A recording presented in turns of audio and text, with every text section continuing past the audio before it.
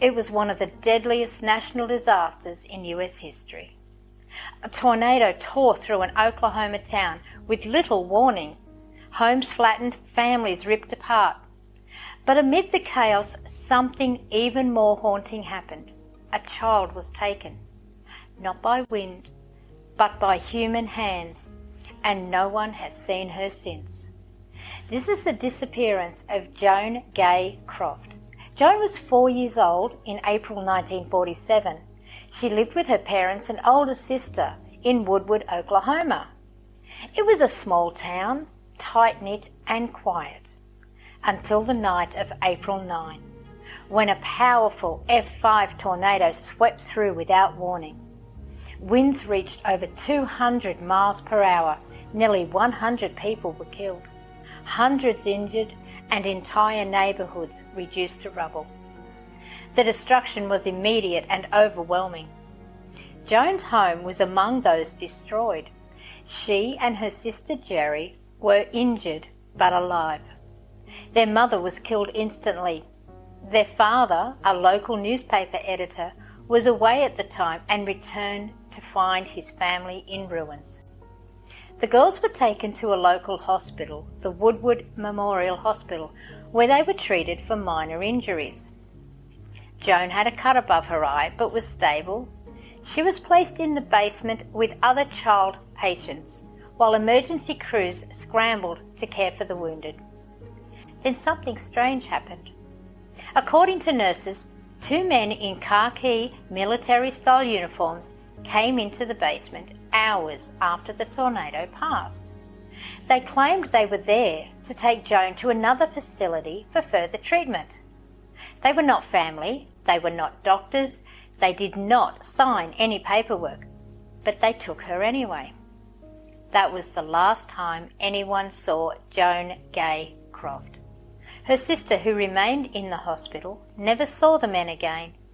No official transfer was recorded. No one from any other hospital in the region reported receiving her. She vanished from inside the hospital while the rest of the town was focused on cleaning up a natural disaster. In the immediate aftermath, there was so much confusion that her disappearance wasn't noticed for several hours. By the time authorities began asking questions, the trail was already gone cold. Joan's father, Orville Croft, launched an urgent search. He travelled across the region, visited hospitals, morgues and churches. He posted notices. He spoke to anyone who might have seen her. But there was nothing. No body, no clue, no answers. Officials at first assumed Joan had died in the tornado and her body had been mistakenly buried with unidentified victims. But her father didn't believe it. Her hospital bracelet had been found in the basement. Other witnesses confirmed she had been alive and alert when taken by the men in uniform. The theory of mistaken death didn't hold up. Then came the rumours. Some believed Joan had been abducted by child traffickers taking advantage of the chaos. Others speculated that someone who had lost their own child in the storm might have taken her. There were even theories that someone from within the hospital had helped arrange the disappearance. As the years went on, sightings were occasionally reported. In the 1950s, a woman in California claimed she believed she was Joan. She had been adopted at a young age and had no memory of her early childhood.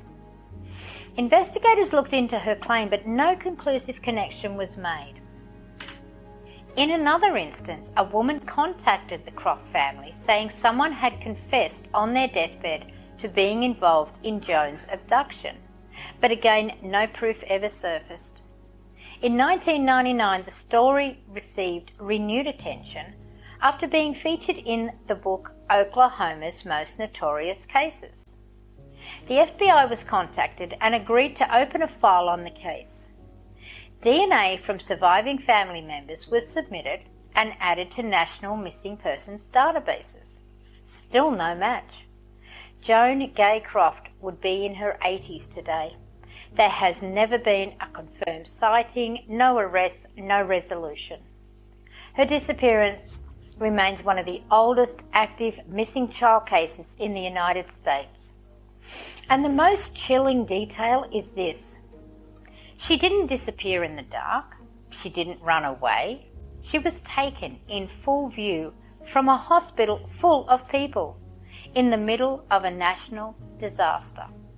No ransom, no follow-up, just a girl gone. The story of Joan Gaycroft has become more than a mystery. It's a symbol of how fragile safety can be, even in the places we trust most. A hospital, a uniform, a moment of distraction, and a child disappears. If Joan is still alive, she may not even know who she really is. She may have been raised with a new name, a different history. She may still be wondering why something about her life has never made sense. And if she isn't alive, someone knows what happened. The men who took her, the person who helped them, the ones who stayed silent.